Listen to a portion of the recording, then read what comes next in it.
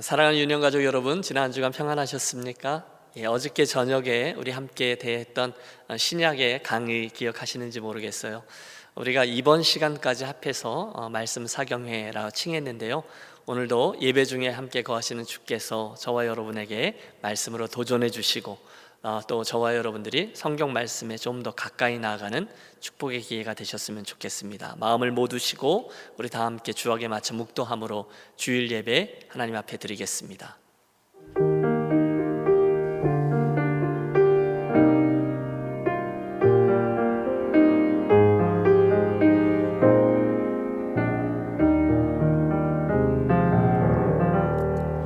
주께서 나를 가르치셨으므로 내가 주의 규례들에서 떠나지 아니하였나이다. 주의 말씀의 맛이 내게 어찌 그리 단지요 내 입에 꿀보다 더 다나이다. 주의 법도들로 말미암아 내가 명철하게 되었으므로 모든 거짓 행위를 미워하나이다. 주의 말씀은 내 발의 등이요 내 길의 빛이니이다. 아멘. 하나님 아버지, 복된 주일 우리에게 허락하셔서 2021년 부흥사경의 두 번째 강의 그리고 두 번째 말씀 듣게 하시니 참으로 감사합니다. 오늘 이 주일 예배에도 아버지 우리에게 임해 주셔서 특별히 신약의 말씀으로 한 걸음 더 우리에게 다가와 주시고 주의 은혜 받고 누리게 하시고 또 하나님의 임재와 주의 현재형의 말씀 때문에 또 거기서 맞추는 우리들의 삶의 반응 때문에 성공하는 예배자들 우리 모두 되게 해 주시옵소서. 우리 주 예수 그리스도 이름으로 기원하오며 우리의 신앙을 고백하나이다. 나는 전능하신 아버지 하나님 천지의 창조주를 믿습니다. 나는 그의 유일하신 아들 우리 주 예수 그리스도를 믿습니다. 그는 성령으로 잉태되어 동정녀 마리아에게서 나시고 본디오 빌라도에게 고난을 받아 십자가에 못 박혀 죽으시고 장사된 지 사흘 만에 죽은 자 가운데서 다시 살아나셨으며 하늘에 오르시어 전능하신 아버지 하나님 우편에 앉아 계시다가 거기로부터 살아있는 자와 죽은 자를 심판하러 오십니다. 나는 성령을 믿으며 거룩한 공교회와 성도의 교제와 죄를 용서받는 것과 몸의 부활과 영생을 믿습니다. 아멘. 우리 좋으신 하나님께 마음 다해 찬양하겠습니다.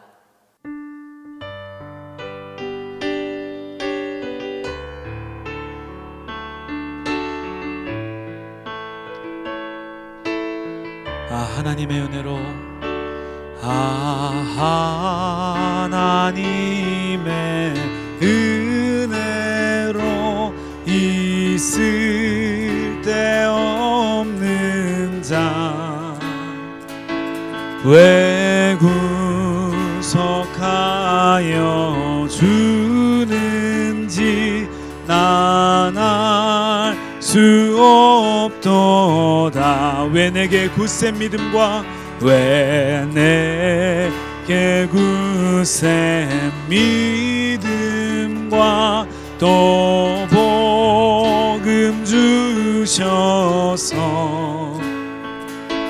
내 맘이 항상 편한지 난 알 수 없도다. 내가 믿고 또 의지함은 내 모든 형편 아시는 주님 늘 보해 주실 것을 나는 확실히 아네. 주 언제 강림하실지 주 언제 강림하실지 혹밤에 혹낮에 또 주님 만날 그것도 난 알 수 없도다. 내가 믿고 또 의지함은 내 모든 형편 아시는 주님 늘 보해 주실 것을 나는 확실히 아네. 내가 믿고 또 의지함은 내 모든 형편 하시는 주님. 아멘. 늘 보해 주실 것을 나는 확실히 아네. 나를 지으신 이가 하나님, 나를 부르신 이가 하나님, 나를 보내신 이도 하나님, 나의 나 된 것은 다 하나님 은혜라. 다시 한번 찬양하시죠. 나를 지으신 이가 하나님, 나를 부르신 이가 하나님, 나를 보내신 이도 하나님, 나의 나 된 것은 다 하나님 은혜라. 나의 달려갈 길 다가도록, 나의 마지막 호흡 다하도록, 나로 그 십자가 품게 하시니 나의 나 된 것은 다 하나님 은혜라. 한량없는 은혜, 갚을 길 없는 은혜, 내 삶을 애워 사는 하나님의 은혜. 나 주저함 없이 그 땅을 밟음도 나를 붙드시는 하나님의 은혜. 한량없는 은혜, 한량없는 은혜, 갚을 길 없는 은혜, 내 삶을 애워 사는 하나님의 은혜. 나 주저함 없이 그 땅을 밟음도 나를 붙드시는 하나님의 은혜. 나를 붙드시는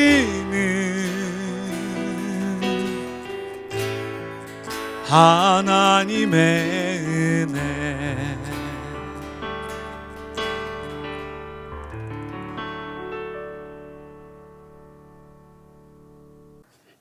사랑의 하나님 아버지, 거룩한 주의 날 주셔서 하나님 앞에 예배드리게 하시니 감사를 드립니다. 오늘 저희가 드리는 이 예배가 아버지께만 영광 돌리는 예배되게 받으시고 하나님의 은혜로 충만한 복된 시간 되게 인도해 주시옵소서. 팬데믹으로 인하여 저희가 한자리에 모여 예배드리지 못한 지가 1년이 됐습니다. 이제는 온 교인이 몸된 전에 다 같이 모여 기도하고 찬양하며 대면 예배 드리는 그날이 속히 올 수 있도록 역사하여 주시옵소서. 아버지 하나님, 지난 한 주간 저희들 삶을 돌아볼 때 하나님 말씀대로 따르며 행하는 삶을 살지 못하고 저희들 생각대로 세상 바라보며 살았음을 고백하오니 용서하여 주시옵소서. 아버지께서는 그럼에도 불구하고 저희들을 변함없이 끝까지 사랑해 주셔서 팬데믹 가운데에서도 건강을 지켜주시고 이 시간까지 함께 하시며 인도하심을 늘 감사드립니다. 잠깐 왔다 가는 것이 이 땅의 삶인데 앞에 보이는 세상 바라보며 살게 하지 마시고 하나님 말씀에 순종하며 영원한 곳을 바라보며 이 땅을 살아가는 저희 모두에게 인도하여 주시옵소서. 지금은 사순절 기간으로 나위의 십자가의 고난을 받으시고 목숨까지 내어주신 우리 주님을 기억하며 우리 모두 그 고난에 동참하는 마음으로 사순절 기간을 보낼 수 있도록 인도하여 주시옵소서. 아버지 하나님, 이제 몸된 교회를 위해 기도하기 원합니다. 온 교인이 같이 만나서 기도하지는 못하지만 각자 있는 곳에서 한 마음으로 기도하게 하셔서 우리 유니온교회가 마지막 때와 같은 이때에 죽어가는 영혼을 구원하고 병든 영혼을 치유하는 하나님 앞에 귀하게 쓰임받는 교회 되게 하여 주시옵소서. 또 어려운 시기에 몸된 교회를 섬기며 애쓰는 김신일 담임 목사님과 부교육자님들 언제나 건강과 능력을 더해 주셔서 크게 쓰임받는 귀한 종들 다 되게 해 주시옵소서. 이제 오늘 다니엘 쓰시는 김동문 선교사님을 통해 2021년도 온라인 말씀 사경의 마지막 말씀을 듣습니다. 말씀 주시는 선교사님, 성령께서 함께해 주셔서 말씀 듣는 저희 모두가 그 말씀으로 은혜 받는 귀한 시간 될 수 있도록 축복하여 주시옵소서. 예수님의 이름으로 감사하며 기도하옵나이다. 아멘. 아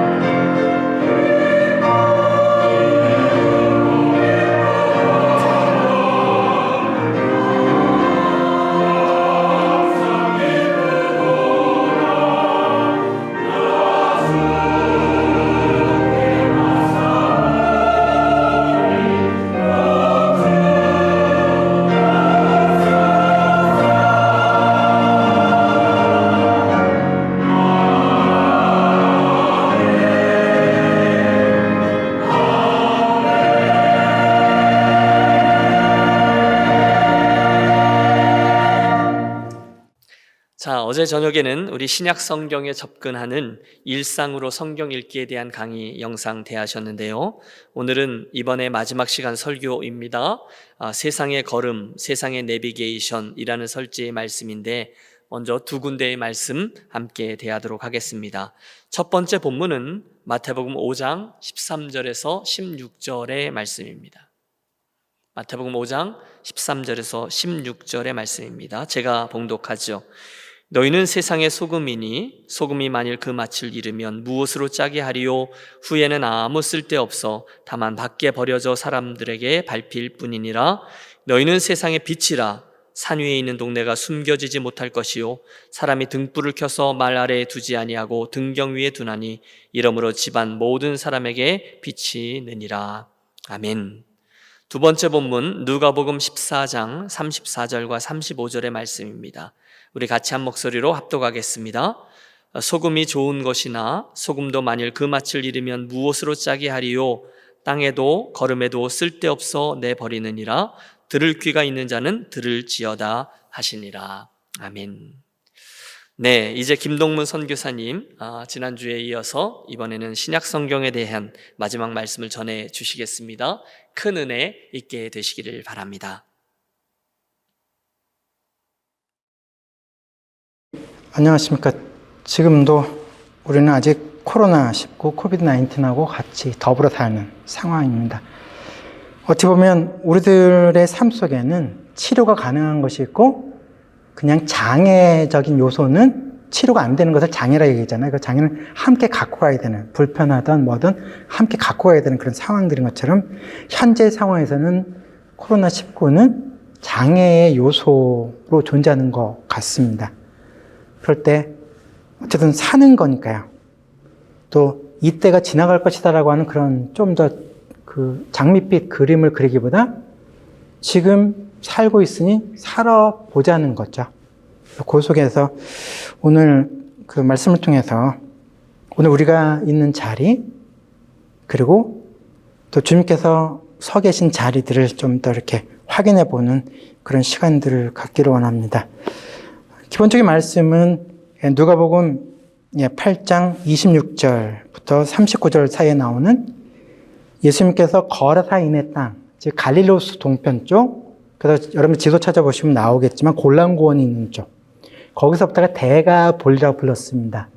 그 데가볼리가 대표적으로 로마화된 특별도시 10개로 시작됐던 도시 연맹체인데 점점 가면서 거기에 연맹에 가입한 나라들, 도시국가가 늘어나면서 더 확장되지만 어쨌든 유래는 10개의 로마 특별성, 특별도시들인데요. 그 지역은 갈릴리호수 동편에서부터 그리고 이스라엘의 지금 갈릴리 남쪽에는 베산이라고 하는 곳 포함해서 10개, 요르단의 암만이라는 데까지가 다 데가볼리에 포함됐고요. 시리아의 다마스커스, 다메섹도 마찬가지입니다. 그 로마의 특별시 자체는 완전 로마화된 축소판의 도시들이었고 군사는 로마 황실에서 제공해주고 나머지 경제활동의 특혜들, 마치 유럽연합이 특별한 혜택들을 갖고 국경이 오픈되어 있잖아요. 그런 것처럼 하나로 연합되어진 공간들 데가볼리인데요. 그 안에서 캐피털이 있었겠죠. 그러니까 유럽연합에 캐피털이 있는 것처럼. 그래서 캐피털의 이름으로 그 나라를 지칭하는 것이 일반적이죠. 그래서 부산에서 아무리 왔다고 해도 나 부산 사람이라고 막 얘기해봤자 미국에 이제 이렇게 토박이 분 만날 때 안 통하면 서울에서 왔다고 얘기해야 되죠. 그럼 나는 서울 사람이 무슨 뜻이죠? 한국 사람인 뜻이잖아요. 한국에서 왔다는 뜻. 그것처럼 거라사인의 땅이라는 것은 데가볼리 지역을 뜻하는 건데 그 당시에 거라사가 캐피털이었던 거죠. 수도였던 경우. 그래서 좁은 의미 속에서 거라사 지역이라고 얘기하기보다 넓게 잡으면 데가볼리로 가신 거예요. 근데 이 데가볼리는 어떤 것이죠? 로마인의 도시잖아요. 그러니까 로마인의 도시는 유대인들, 갈릴리 사람들이 싫어하는 것들이 많겠죠. 음식은요. 유대인들은 돼지고기 못 먹고 만져서도 안 되는 거죠. 근데 거기는 돼지고기, 돼지가 신에게 바쳐지는 아주 귀한 재물의 하나였거든요. 특식이었던 거죠. 그럼 돼지 치는 공간이 있을 거 아니에요. 부지 중이라도 그런 데 밟고 갈 수 있잖아요. 그럼 제수의 어르신들 오늘은 온 붓는다는 단어 있죠? 그냥 부정 타는 거잖아요. 근데 그런 데 갈까요, 안 갈까요? 그래서 유대인들은 가서 안 되는 곳, 만나서 안 되는 사람, 먹어서 안 되는 거, 만져서도 안 되는 것들이 있었어요. 그러니까 함부로 못 다녔고 좀 더 예민한 사람들은 도시락까지 챙겨갔어야 되는 거죠. 혹시라도 더러운 거, 아니면 조리 과정에서 불결한 것이 들어가면 성경에서 그런 거 먹지 말라고 했는데 그거 먹으면 안 되니까 자기 도시락을 싸갖고 갔기도 했고 심지어는 두레박까지 챙겨가기도 했었어요. 그래서 사마리아 수가성경의 이야기도 보면 뭐 두레박도 안 갖고 오신 것 같은데 그 얘기는 유대인들이 혐오가 강했기 때문에 다른 민족에 대해서 자기가 챙겨오는데 주머니에 두레박이 안 보였던 거거든요. 근데 여인은 두레박이 있었잖아요. 당신 내 거라도 쓸 것 같지 않다. 뭐 이런 게 처음에 질문인 거죠. 어쨌든 그런 식으로 금기사항이 너무나 많았던 것이 유대인이나 갈릴리 사람들이었던 거예요. 근데 그들이 예수님 때문에 어디를 갔다고요? 거르사인의 땅에 들어갔어요. 또 중요한 거는 무덤 근처 가다가 시신 밟으면 안 되죠. 그 때문에 무덤 표시를 다 해놨다고요. 가까이 가지 못하게. 근데 처음 가는 곳이면 그런 식별이 될까요? 사인판을 읽을 수가 없잖아요. 부지 중이라도 밟으면 안 되잖아요. 요 기본적인 이해 되셨나요? 그런 맥락에서 제자들은 계획 안 했지 않았지만 예수님이 글로 몰고 갔잖아요. 갔는데 누가 나타났어요? 귀신 들린 사람이 나타났는데 그 사람의 집이 어디라고요? 무덤 지역이에요. 유대인들 중에서도 굴을 파서 우리가 여러분들 아는 정원 무덤 이런 것처럼 다듬어진 석회암 안에 뚫어서 시신을 안치하는 공간을 가진 무덤도 있었지만 무덤 집을 짓기도 했었어요. 완전한 집처럼요. 근데 부자 도시에는 무덤 집을 지어놓은 것도 많았다는 거죠. 근데 이 사람이 무덤 집에 사는 사람이에요. 그럼 무덤 집은 누구 집이죠? 시신들이잖아요. 그런데 이 사람 그 상태가 안 좋은 상태였죠. 그리고 이야기가 계속되다 보면 어떻게 됐죠? 그럼 그 사람을 접촉했다는 건 그 사람이 사람 사는 동네로 왔을까요? 가는 길에 불쑥 나타난 거잖아요. 그 사람하고 말 섞으면 부정 탈까요? 안 탈까요? 뭔가 찜찜하잖아요. 이 상태가. 근데 예수님 때문에 제자들이 그 옆에 있어야 되죠. 죽겠다고 생각지 않았을까요? 그 뭔가 느낌이 불편하지 않을까요? 하고 싶지 않은 거잖아요.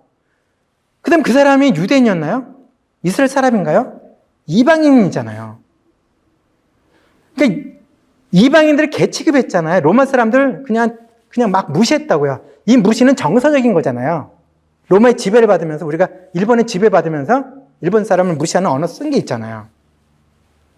근데 그런 것 속에서 그 대상하고 말 섞는 거 쉽지 않은 거잖아요.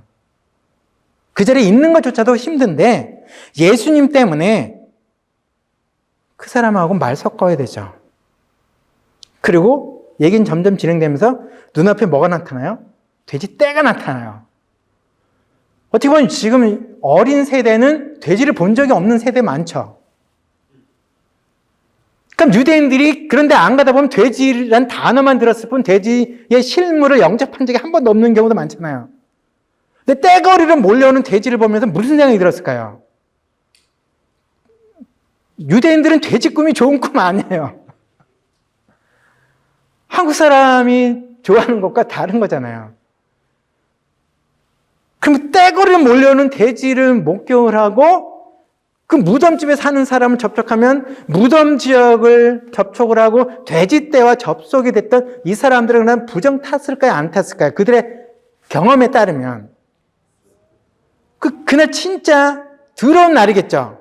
기분 더럽고 지금 뭔가 찜찜한 거잖아요. 느낌상. 근데 그런 상태가 누구 때문에 겪은 거예요? 지금 다 예수님 때문이죠. 그 충격 아니었을까요?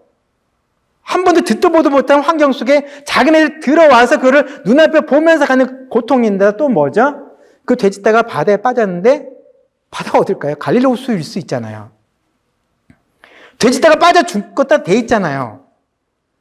그 물을 접촉을 하면 더러운 것이 빠지면 어떻게 보면 쥐가 옛날에 항아리에 이렇게 빠져서 이렇게 돌아가시면 이게 경건해 보이진 않잖아요. 근데 돼지하고 쥐는 다르잖아요. 돼지는 부정한 동물인데 얘네들 죽은 그 물을 내가 접촉한다면 느낌이 괜찮나요? 열심히 2시간, 3시간 배를 저어서 갈릴로스를 건너갔어요. 그리고 그런 사건을 겪었어요. 시달렸죠. 그리고 나서 다시 또 배를 저어서 오면서 그들은 무슨 생각이 들었을까요? 진짜 다 뉴 노멀이죠. 상상하지 않았고 계획하지 않았는데 닥쳐진 그 현실이 있었어요. 그때 어떻게 했을까요? 자기네들의 경험과 확신을 갖고서 얘기하면 깔 대상은 한 사람밖에 없죠. 예수님이 제정신이 아닌 거죠. 가서 안 되고 만져서 안 되고 접촉해서 안 되고 봐서도 안 되고 뭐 이래야 되는데 거기까지 왜 가갖고 우리까지 또 망치겠냐라고 막 블레임할 수도 있잖아요. 근데 제자들이 착한지 안 착한지 모르지만 어쨌든 오늘 본문 보면 제자들이 심히 고민했을 것 같아요. 근데 그들의 모습 속에는 그냥 현실을 해석하려고 안 했고 현실이 그냥 그 현실을 그냥 직면할 수밖에 없는 거예요. 피할 수 없는 현실을 그냥 마주한 거죠. 분석하거나 평가하지 않고요. 왜냐면 그것이 그들의 일상이었으니까요. 근데 이것을 뭐 좀 배웠다고는 만약에 바리새인이나 서기관들이었다면 그 자리에서 막 따졌겠죠. 모세가 말씀하신 율법에 따르면 이런 것을 접촉해서 안 된다. 왜 율법을 어겼냐라고 막 얘기했겠죠. 왜냐면 예수님과 바리새인 서기관들이 논쟁하는 자리에 보면 그 얘기잖아요. 장로들의 가르침, 즉 모세 오경을 해석한 어르신들의 가르침에 따르면 이거 틀렸는데 왜 너는 그 모양 그 꼴로 사냐 이 얘기잖아요. 근데 어쨌든 제자들은 뉴 노멀 상황을 그냥 마주하고 그냥 사는 거였어요. 그것이 어떻게 보면 운명이라니. 그냥 마주하는 거 해석하지 않고요. 이해 안 돼도 사는 거였죠. 근데 이 내막 속에 세 가지 부분이 존재했죠. 가서 안 되는 지역을 갔어요. 접촉해서 안 되는 사람을 만났어요. 그리고 뭐죠? 또 가까이 해서 안 될 짓까지 했어요. 다 율법이 금하는 것으로 해석될 여지가 있는 것들을 다 했다는 거예요. 근데 그거 반대로 치면 그런 곳에 있는 그 한 사람, 누구도 주목하지 않는 그 한 사람이 오늘 예수님과의 만남을 통해서 그도 하나님의 사람이라는 선언이 생긴 거죠. 인종이 다르고 사는 지역이 다르고 사는 형편이 다르고 처지가 다른데도 불구하고 남들이 볼 때 다 더러운 놈, 부정탄 놈, 하나님의 자녀 될 수도 없는 놈이라고 선언할 수밖에 없는 모든 조건을 갖춘 그 사람도 하나님의 자녀가 되어지는 기적의 이야기가 오늘 속에 있었던 거죠. 이 부분에는 어떻게 보면 새로운 뉴 노멀을 그냥 저항하지 않고 그 자리에 목격자로 있었던 제자들에게 충격이었겠죠. 그 충격이나 나중 한참 뒤에 베드로가 로마의 백부장 같은 자들도 하나님이 부르신다는 사실을 알고서 충격에 빠졌던 것처럼 이방인들도 하나님께서 저렇게 부르시고 성령의 충만함을 주시는 거다 하는 것을 알고 났을 때 충격이 있잖아요. 우리가 볼 때는 준비 안 된 영혼인데 그 사람을 하나님이 부르셨다는 사실을 알게 됐을 때 그 충격. 그리고 사울 같은 존재가 예수님께서 특별하게 만나셨고 이미 그 가운데 모든 게 준비됐다는 것을 알게 된 아나니아의 충격이 있었겠죠. 왜냐하면 아나니아는 다메섹에 있던 믿는 이들의 지도자였잖아요. 사울은 믿는 자들 잡으러 온 거잖아요. 또 어떻게 보면 요나이스의 뉴 노멀은 뭐죠? 망했으면 좋을 저 니네 저것들. 어떻게 보면 일제 치하에 있던 우리 민족에게 도교는 번성했으면 좋을 도시가 아니라 그냥 그랬으면 좋을 도시였던 거잖아요. 가서 망하는 꼴을 보고 싶을 수 있잖아요. 우리라면요. 그런데 니네가 그런 꼴이었는데 그곳에 갔더니 못 볼 꼴을 봤죠. 어떻게 저런 인간들이 어떻게 하나님 앞에 돌아오냐 이거죠. 이것도 뉴 노멀이죠. 자신들이 가져왔던 종교적 확신과 인종적 확신, 선입견에도 불구하고 생각지 못했던 일이 그렇게 벌어지는 것들, 이게 다 뭐죠? 하나님의 일하심의 범위는 나의 테두리 안에 갇혀 있는 것이 아니라는 거죠.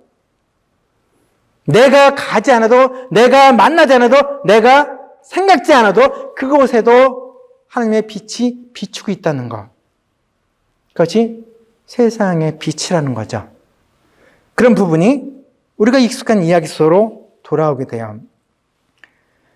마태복음 5장에 등장하는 세상의 소금과 빛이라고 하는 이야기가 있어요. 너희는 세상의 소금이니 소금이 만일 그 맛을 잃으면 무엇을 짜게 하리요? 이 얘기는 뭘까요? 여러분들 소금이 없으면 어떻게 음식 맛을 내죠? 이 질문이에요. 그럼 맛을 낼 수가 없는데요? 이런 질문이 돼야 되죠. 배추를 절여야 되는데 소금이 없으면 어떻게 배추를 절이죠? 소금 없이 배추 절일 수 없다. 이거 소금이 너무 필요하다는 느낌이 확 들어오죠. 질문인 거잖아요.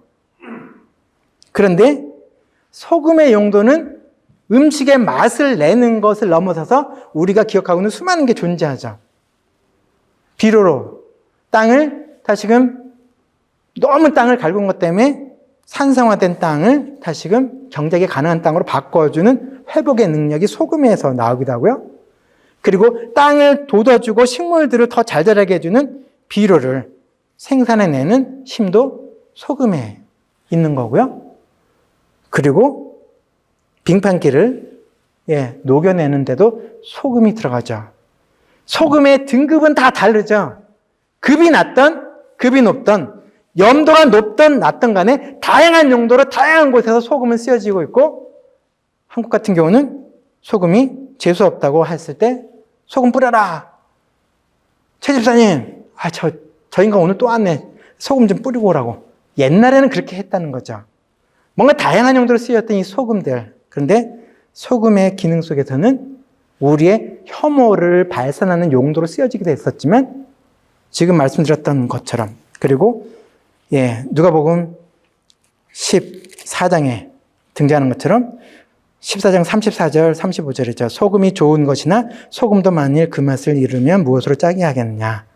땅에도 거름에도 쓸데없어 버린다라고 하는 걸 보면 소금의 용도가 땅을 회복하고 비료, 퇴비를 만들어내는 것, 그리고 사람들이 밟고 다닐 수 있도록 땅에 뿌려서 사람들이 밟고 가게 만드는 그 용도들, 이 다양한 용도로 소금이 쓰인다는 거죠.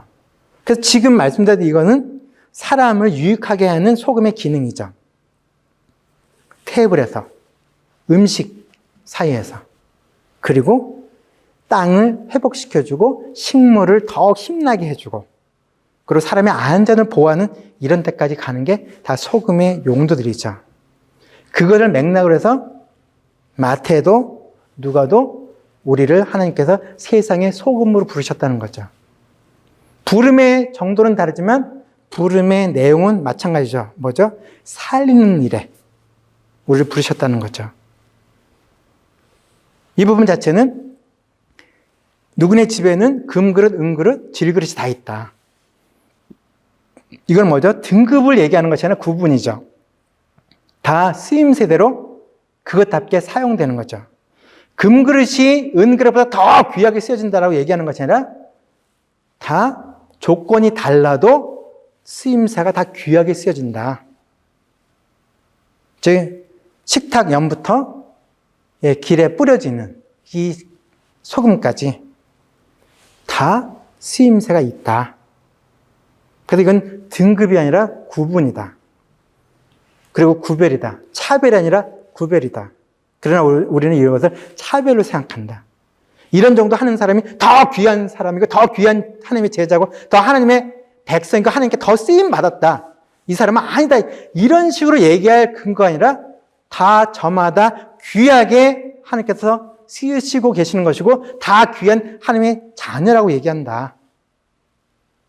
그러기에 교회에서 이건 바울의 이야기로 들어가면 뭐죠? 수많은 은사들하고 똑같은 거죠. 이런 쓰임 저런 쓰임 다 그것이 뭐죠? 소금의 역할을 하는 거죠. 살린 일을 하는 그 역할들이 다 귀하다. 그러니까 머리가 더 크고 손이 뭐다 이런 것이 아니라 다 귀하게 생각할 수 있는 지체됨과 동일하게 뭐죠? 오늘 본문은 세상에서 이거 뭐죠? 우리 공동체 바깥이 다 포함되고 내가 살고 있는 삶의 공간 자체가 내 역할이, 내 소금됨이 나를 통해서 그 땅이, 그 관계가 살아나는 그 삶의 자리라는 거죠. 그 자리가 뭐죠? 하나님이 존재하는 것을 드러내는 자리. 관계가 회복되는 자리. 그래서 성경에 보면 너희 사이에 소금을 넣고 화목하라는 얘기가 있어요. 이 소금은 거름인 거잖아요. 우리는 세상에 거름으로 태어난 거죠. 살리는 역할로. 근데 어느 순간 염장질하는 소금질을 할 때가 많아요. 소금이 요긴하게 쓰여지는 게 아니라 상처난 자에게 소금을 쳐바르는 것 같은 일을 너무 많이 할 때가 있죠. 역할을 잃어버렸거나 역할을 왜곡시킨 형태로 인해서 믿는 사람이라면 학을 띠는 사람들도 이전보다 더 많이 늘어나는 것 같아요. 왜냐하면 기독교인이 없는 곳이 없잖아요. 근데 그곳이 소금에 살리는 기능이 살아나고 있었다면 그렇지는 않죠. 세상의 비로, 세상의 거름으로 우리의 있는 자리 속에서 우리의 몫이 회복됐으면 좋겠어요. 그래서 주님께서 우리에게 맛을 계속 유지하도록 우리를 이끄시니까요. 다른 하나는 세상의 빛이라는 거죠. 이 빛이라는 것 자체는 여러분들이 다 아는 거고, 이제는 호롱불이나 등불, 난포불, 호롱불 다 켜보셨던 그런 경험들이 다 있어요. 심지어 촛불도 다 켰던 거죠. 근데 그런 것 속에서 이 빛의 기능은 뭘까요? 빛의 기능은 사람들에게 빛을 하게 돼 있어요. 그 스포트라이트를 밝혀주라는 것이 아니라 빛이 없는 사람들, 등불이 없는 사람들, 그들에게 빛이 되는 거죠. 그때 제가 지금 등불이 됐잖아요. 제 존재가 바뀐 건가요? 제가 불을 들고 있다는 뜻일까요? 여러분들이 이전에 무리지어서 누구네 집에 신방할 때 앞에 만약에 윤 목사님이 앞에 간다면 저 차 따라가 이렇게 되는 거죠. 또 차를 따라가는 건데 윤 목사님 따라가, 마찬가지 얘기죠. 그 순간 길라잡이가 그 차가 된 거죠. 목사님이 차가 돼버린 거죠. 저기 따라가면 된다고. 빛이 그렇게 되는 거죠. 근데 이 빛을 밝히는 데 있어서 나의 어떤 됨됨이하고 빛을 밝히는 것하고 큰 상관이 있나요? 내가 깨끗할 때든 지칠 때든 표정이 심각할 때든 관계없이 빛이 되는, 그건 가능한 거예요. 근데 우리는 뭔가 이 개념을 오해하면서 빛이 되려고 하면 뭔가가 뛰어나거나 뭔가 남들 앞에 내세울 거래 있는 그 모습을 세상의 빛이라고 착각할 때가 있는 거죠. 근데 그 맥락을 본문을 통해서 다시 본다면 뭐죠? 너희 빛을 사람들에게 비치는 거죠. 그럼 그 빛 때문에 주변 사람들이 그 빛을 보고서 주변을 알게 되죠. 마치 방 안에 촛불 하나 켜놓고 됐을 때 안에 있는 사람은 그 안쪽에 다 보이죠. 이제는 시야가 밝아졌으니까. 그럼 그 방에 들어온 사람은 시간이 흘러야만 거기에 누가 앉아있는지 어디에 뭐가 있는지 다 알게 되는 시간의 흐름이 필요하잖아요. 그 용도가 그곳에 들어오는 사람들로 하여금 알도록 하게 해서, 그 상황을 알도록 하게 해서 빛이 되라, 등불을 켜두라는 얘기거든요. 또 하나는 우리가 그런 곳에 가다 보면 처음에는 눈앞이 어둡죠. 어떻게 보면 이 등불의 불빛만 보지만 그 방에 들어가서 조금 앉아있으면 점점 우리 눈이 적응되면서, 성경 언어로 치면 눈이 밝아지면서 거기에 누가 와 있는지, 어디에 뭐가 있는지 다 알게 되는 거잖아요. 이게 빛의 효과죠. 그런 것처럼 다른 사람들도 그들이 어디 있는지, 어떤 상황인지를 알게 하는 것이 빛의 역할인 거죠. 그래서 멀리서도 불빛 하나 있으면 저기 사람 사는 곳이 있는가 보다 해서 길을 가던 사람들이 그 방향으로 갔던 영화나 드라마 기억나시잖아요. 어르신들은 그것이 이전에 기억 속에 다 담겨 있잖아요. 시골길을 가다가 산길을 가다가 인가도 없는 곳인데 멀리서 불빛 보이면 저기는 뭔가 있겠구나 했던 그런 것처럼 그것이 빛이라는 거죠. 그래서 우리가 등대 불빛 기억나시나요? 사람들이 등대를 주목하나요? 불빛을 따라서 내 길을 가나요? 내 길을 가는 거잖아요. 그것이 등대 역할인 거예요. 등대를 주목하라고 등대가 존재하는 게 아닌 거죠. 내가 등불을 켰다고 해서 나를 주목하는 것이 아닌 거죠. 내가 빛이 되는 순간 내가 주목받는 것이 아니라 빛이 닿는 곳에 사물과 존재감이 사람이 드러나는 거라는 거죠. 나의 그것과 관계없는 거죠. 그래서 그것이 빛을 발한다는 거, 빛이 된다는 거, 이 의미인 거예요. 근데 어느새 우리는 묘한 생각을 했어요. 애들이 대학교 입학시험 치르고 나서 성적이 이 모양 저 모양 돼서 이렇게 좀 평범한 과정에 들어가게 되면 막 야단칠 때도 많았죠. 그래, 아무 얘가 보스턴에 있는 무슨 대학 갔다고 하면 와, 하나님께 영광이 됐고 세상에 빛으로 드러났다고 막 얘기할 때 있잖아요. 근데 이게 성경에서 말하는 것과는 전혀 관계없죠. 이 불빛은 내가 돋보이는 것이 아니라 다른 존재가 드러나게 해주는 거잖아요. 내가 뽀닥이 나는 모습이 아니라 다른 얘가 살만 나게 해주는 것이 빛의 역할이잖아요. 그 아들 때문에, 아들의 빛을 얻은 것 때문에 힘난 거잖아요. 이러면 세상에 빛이 된 거잖아요. 살리는 역할을 했기 때문에요. 근데 그 부분이 왜곡됐다는 거죠. 어찌 보면 교회로부터 먼 사람들도 뉴 노멀을 맞이하는 거죠. 이전에 그리스도인들의 모습 속에서 보지 못했던 모습들을 보고 있는 거잖아요. 이전에는 그래도 그리스도인이면 희생하고 뭔가 이웃을 사랑한다는, 내가 교회는 안 가더라도 욕 먹을 대상으로 놓지 않았던 적이 너무나 많았잖아요. 근데 지금은 그냥 뭔가 불쾌한 대상 속에 기독교인이 있고 교회가 자리하게 되잖아요. 이곳은 좀 상황이 다르지만 한국 같은 경우는 어떻게 보면 건물 빌려서 예배 드리는 공간들이 새롭게 지금 계약들을 2년 이상 못하는 경우가 많으니까요. 다시 계약을 하러 알아보고 부동산 찾아다니고 하면 교회로 쓰려고 한다는 얘기 들으면 요새 매물이 안 나온다는 얘기를 해요. 잘 없대요. 왜냐면 혐오 대상이 된 거예요. 그 사람, 그 목회자 때문이 아니라 교회 하면 뭔가 불편한 존재가 됐던 거죠. 그리고 저런 사람들 많이 모이는 곳에 가면 또 염장질 할 사람들이 있을 거라는 두려움을 갖게 되는 거잖아요. 이것도 교회 바깥의 사람들한테는 뉴 노멀인 거예요. 상상할 수 없었던 현실이 그들 눈앞에 펼쳐진 거라는 거죠. 서두로 가서 제자들이 경험했던 그 뉴 노멀은 사람 살리는 과정 속에서 그들의 편견과 선입견과 배제와 혐오의 확신들이 깨지는 과정 속에서 누군가가 살아나는 이야기였어요. 그래서 예수님께서 원하셨던 거, 세상의 소금이 되고 세상의 빛이 된다는 거. 그래서 이 빛은 내비게이션으로 바꿀 수 있는 거잖아요. 자기가 길을 찾을 수 있도록 옆에서 거들어주는 역할이 빛이니까요. 근데 내비게이션이 제대로 작동을 안 해요.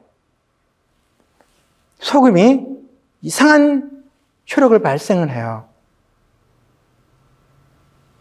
교회가 교회 바깥의 사람들을 혐오하고 배제하고 이유 없이 미워하는 일을 끊임없이 하고 있고, 그런 와중에 사람들은 교회가 무서워지기도 해요. 기독교인들이 힘든 어떤 사람이 되기도 해요. 이 상황은 어떤 것일까요? 어찌 보면 우리는 생명 가운데 산다고 확신하지만 다른 사람들이 볼 때는 그냥 시신들 존재하는 죽은 땅에 살고 있는 사람처럼 보일 수도 있다는 거죠. 살아 움직이는 존재가 아니라 좀비 같은 존재로 보일 수 있다는 거죠. 왜냐하면 내가 소금의 역할로 살지 못하고 빛을 독점하면서 빛을 비추지 않기 때문인 거죠. 뉴 노멀의 시대, 코로나19, 코비드-19의 시대 속에 교회도, 교회 바깥의 사람들도 힘들어요. 뭔가 살만 나게 하는 맛이 회복되기를 원해요. 넓은 의미 속에서의 소금의 적절한 맛이 필요한 때예요. 그리고 답답하고 소위 말하는 코로나 블루라고 부르는 것처럼 우울해질 때가 많은 상황 속에서 밝은 빛들이 필요해요. 다시금 바라볼 수 있고, 다시금 꿈꿀 수 있고, 다시금 나를 돌아볼 수 있게 하는 그 빛을 필요로 하는 시대를 우리가 마주하고 있는 것 같아요. 이제 1년 됐어요. 작년 이맘때인데도 지금까지를 끌려올 거라고 전혀 생각지 못했잖아요. 그럼 어떻게 하겠어요? 살아야 되는 거잖아요. 사는데 그럼에도 불구하고 우리의 본질, 소금의 역할, 빛의 역할은 지금도 내가 있는 곳에서 할 수는 있다는 거죠. 내가 더 인격적이어야만 빛이 될 수 있는 거 아니죠. 불만 켜면 되니까요. 그리고 자켓을 제가 벗어도 빛이라는 역할은 똑같죠. 나의 댐댐이에 주눅들 것이 아니라 역할을 하자는 거예요. 나의 부족함을 보는 것이 아니라 역할을 할 수 있다는 거예요. 나의 부족함에도 불구하고 빛이 될 수 있다는 거예요. 왜냐하면 빛은 나를 보게 하는 것이 아니기 때문에요. 소금의 다양한 기능처럼. 그래서 어디에 우리가 지금 있는 건가요? 나의 역할은 무엇인가요? 다양한 곳에서 다양한 역할이 있지만 살리는 역할. 그것은 하나님께서 우리를 살리셨기 때문에 그 역할은 다 할 수 있잖아요. 그래서 주눅들지 말고 소금 역할 하는 거예요. 그리고 다른 사람 비교할 필요가 없죠. 식탁에 한번 바라보면서 열등감 느낄 것도 아니고요. 비로에 걸맞는 소금이면 그 역할을 하시면 되고, 퇴비를 비로 되게 만드는 것이면 그 역할을 하고, 또 사람들에게 미끄러짐을 방지하는 역할이라면 그것도 하고, 그러니까 주어진 역할 그냥 있는 곳에서 하다 보면 지금보다 나아지지 않을까요? 빛을 발하여 딴 사람들에게 뭔가 그들의 길을 갈 수 있도록 도와주는 역할을 하자. 그래서 세상의 걸음이 되어지고 세상의 내비게이션으로서 우리 역할들을 지금보다 조금 더 잘 해보자.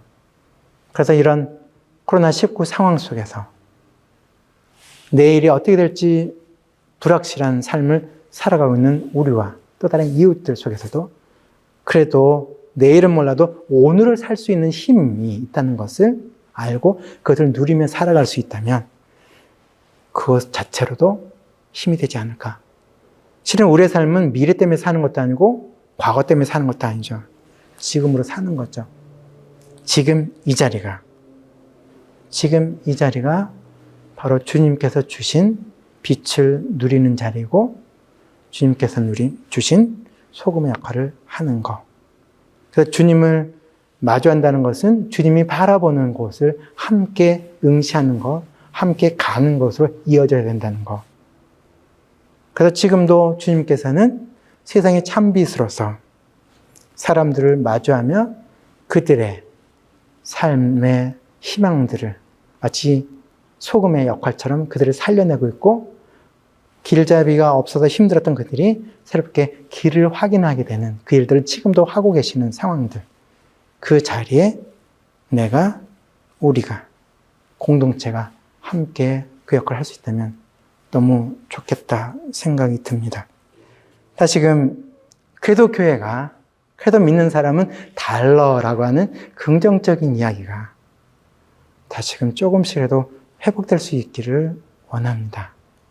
그게 교회가 희망일 수 있고 그것이 교회가 주님의 빛을 마주한 하나의 결과가 아닌가 생각이 듭니다. 잠깐 기도하겠습니다. 하나님, 우리를 세상의 소금으로, 비료로, 거름으로, 맛을 내는 존재로 부르심을 인해서 감사를 드립니다. 역할은 다르고 놓여진 자리는 다르지만 맛을 내는, 살려내는 역할들을 할 수 있도록 도와주시옵소서. 또한 우리 있는 자리를 통해서 다른 이들을 위하여 빛을 밝혀주는, 등불을 켜는 자의 역할들로 우리의 삶이 또한 회복될 수 있도록 도와주시옵소서. 내가 주목받는 목적이 아니라 다른 이를 살려내고 다른 이가 회복되는 것이 나의 기쁨이 될 수 있는 빛의 역할로 살아낼 수 있도록 도와주시옵소서. 소금과 빛이 필요한 시대 그걸 누리며 살게 하시고, 그래서 주님의 눈길이 향하는 곳에 나의 눈길이 있게 하시고, 주님의 손길이 닿는 곳에 나의 손길도 있게 하여 주시옵소서. 함께 바라볼 수 있도록 도와주시옵소서. 코로나19 상황을 살고 있는 우리 모두에게 지금도 우리의 맛을 내주시는 소금으로, 우리의 길라잡이로, 내비게이션으로 함께 하시는 우리 주님의 이름으로 감사하며 기도드립니다. 아멘. 네, 귀한 말씀 감사드립니다. 아무쪼록 목사의 바람은 여러분들 모두가 하나님의 말씀, 특별히 어렵게 느껴지는 하나님의 말씀을 좀 더 친숙하게, 그리고 문자로만 읽는 성경을 우리가 오감으로 또 일상으로 가까이 대할 수 있었으면 하는 목적입니다. 그런 바람이었고요. 우리들에게 그런 선한 기회 하나님께서 열어주셨는 줄로 믿습니다. 다 함께 찬송가 515장 부르시면서 오늘 말씀에 반응하며 결단하겠습니다.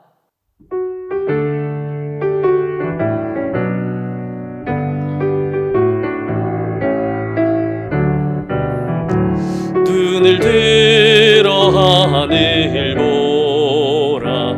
어지러운 세상 중에 곳곳마다 상한 영의 탄식 소리 들려온다. 빛을 잃은 많은 사람, 길을 잃고 헤매이며 당자처럼 기진하니 믿는 자여 이할고, 눈을 들어 하늘 보라. 다시 사신 그리스도 만 백성을 사랑하사 오래 참고 기다리네. 인내하신 우리 구주 의의 심판하시는 날 곧 가까이 임하는데 믿는 자여 어이할고. 사랑의 하나님, 지난 한 주간의 삶을 돌아보면 아버지의 사랑과 은혜로 가득했던 시간이었음을 고백하며 감사드립니다. 이 아침에 예배자로 주 앞에 설 때에 사랑한 유년 가족들의 정성과 사랑을 귀한 예물로 구별하여 올려드리오니 기뻐 받아주시고, 약속해 주신 하늘의 놀라운 축복으로 사랑하는 종들의 인생과 사업과 가정과 교회 공동체를 채워 주시옵소서. 특별히 오늘 마쳐지는 2021년 말씀 사경회를 통해 주신 축복, 하나님의 말씀이 더욱 친숙하게 되고 더 열심히 읽게 되어지는 복이 있게 해 주시옵소서. 특별히 내일부터 시작되어지는 새로운 성경 읽기, 연대기 순서로 성경을 읽어 내려가는 여정에 우리와 함께 해 주셔서 유년 가족들 모두 열심히 도전함으로 말씀의 사람들로 화하는 복을 허락해 주시옵소서. 특별히 이번 통독의 여정에 말씀을 읽다가 마음이 뜨거워지는 체험도 주시고 아픈 몸도 치유되는 기적도 맛보게 하시고 우리 삶에 필요하여 구하던 기도의 제목들이 응답받는 체험들 많아지게 하여 주시옵소서. 팬데믹의 상황들이 어떻게 바뀌어갈지 모르나 아버지 은혜를 부어주셔서 우리로 속히 함께 모여 서로 손에 손을 마주잡고 신앙생활을 힘있게 영위하는 기회를 속히 갖게 해 주시옵소서. 이제는 로고스, 말씀으로 우리에게 와주신 주 예수 그리스도의 크신 은혜와 우리들 삶의 한가운데, 특별히 일상 가운데 주의 음성을 들려주시고 맛보게 하시고 듣게 하시고 느끼게 해주시는 하늘 아버지의 극진하신 사랑하심과 주의 말씀을 대할 때마다 우리에게 조명하여 주셔서 신비한 말씀의 세계로 이끌어 주시는 성령 하나님의 감동, 감화, 깨닫고 느끼고 누리게 하시는 은총이 지난 2주간 복된 시간을 통해서 하나님의 말씀으로 한 걸음 더 가까이 들어가고 새롭게 성경을 펼쳐 읽기로 다짐하며 성경 일독에 내일부터 새롭게 도전하는 사랑하는 모든 유년 가족들의 심령 위에 이제로부터 영원토록 함께 하시옵기를 간절히 축원하옵나이다. 아멘.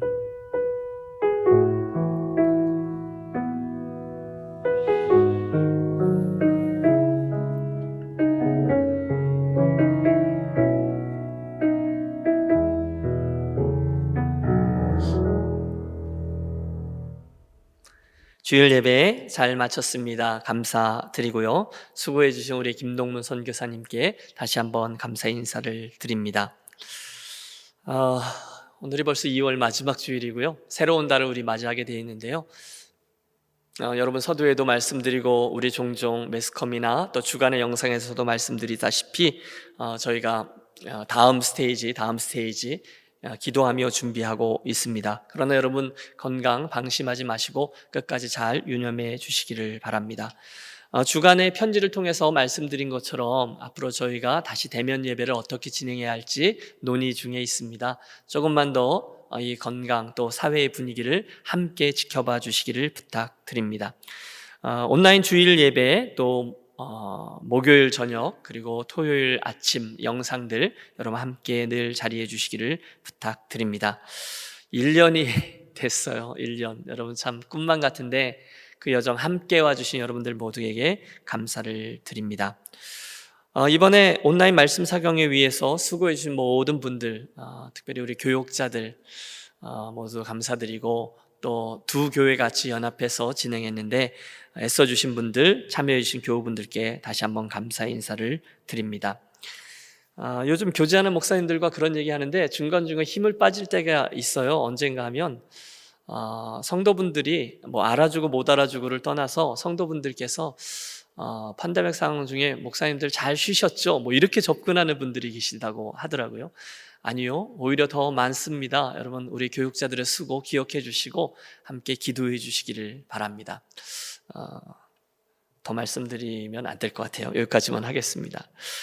여러분 저희가 몇 주 전에 함께 나누어 드린 연대기로 성경 읽기가 시작되어집니다. 제가 지금 성경 읽기표 여러분 좀 디테일하게 나와서 부담되시리라 믿습니다. 하지만 양은 전이랑 비슷합니다. 그리고 또 토요일과 주일에 저희가 브레이크를 가져서 혹시 놓친 부분들 따라가실 수 있도록 배려해서 이렇게 많아지는 것처럼 보이지만 여러분 도전하셔서 성경의 흐름대로 시간적인 순서대로 읽어가는 것 우리 내일부터 시작입니다. 다시 한번 도전해 주시기를 부탁드립니다. 마칠 때쯤 되어서 저희가 또 선물들 준비하겠습니다. 여러분 선물에 무슨 큰 의미가 있겠습니까? 많은 그래도 독려하고 격려하려고 하는 것이니까 함께 애써 주시기를 바랍니다. 봄학기 성경 공부 클래스들 여러분 카톡으로 문의하신 분들도 계시고요. 아직 결정 못하신 분들 계신데 이번 주까지 강사들에게 카톡으로 연락해 주시기를 부탁드립니다. 늘 하듯이 우리 유니온 성경 가로 세로 퀴즈 이번 주에 한 분 더 추첨하도록 하겠습니다. 저희가 시간이 좀 길어지면서 여러 가지들 고민하고 있거든요. 그런데 당분간 일단 성경 가로 세로 퀴즈는 1년 동안 진행해야 될 것 같습니다. 네, 오랜만에 칠전도에서 뽑혔네요. 김성래 집사님, 축하드립니다. 꾸준히 해주셨는데 이번 주에 선물 보내드리도록 하겠습니다. 이상입니다. 여러분 너무 감사드리고요. 또 한 주간 주님 주신 은혜로 승리하시기를 바랍니다. 함께 일어나셔서 축복성 같이 부르겠습니다.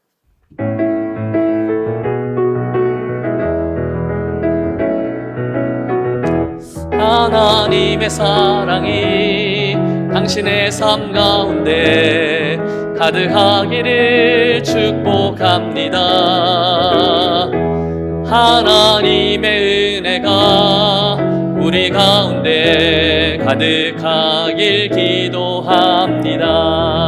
저쪽에 계신 분들 의식하며 하나님의 사랑이 당신의 삶 가운데 가득하기를 축복합니다.